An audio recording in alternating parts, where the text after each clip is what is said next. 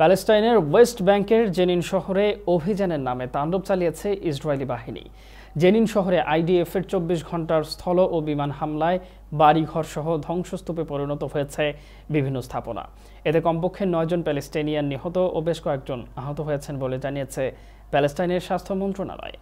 নিরাপদ নয় জেনেও এই হামলার পর নিজেদের বাড়িতে ফিরতে শুরু করেছেন জেনিনের বাসিন্দারা।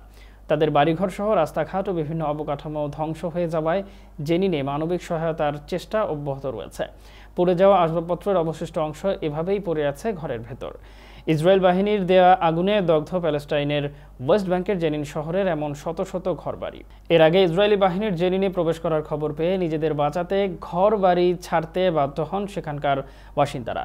এ ঘটনার পর শহরটি নিরাপদ নয় জেনেও অন্যান্য বাসিন্দাদের মতো আনিসেহ আরারাউই নামের এক নারীও তাদের বাড়ির বর্তমান পরিস্থিতি দেখতে আসেন। জেনিন শহরের এই ভাঙা সড়ক দিয়েই চলছে বিভিন্ন যানবাহন। এমন সড়কে খেলাধুলা করতে দেখা যায় স্থানীয় শিশুদের। বাসিন্দাদের বাড়ি ঘরে অগ্নিসংযোগ ও ভাঙচুর চালানোর পর থেমে থাকেনি ইসরায়েলি বাহিনী, ধ্বংসযজ্ঞ চালিয়েছে সড়কেও।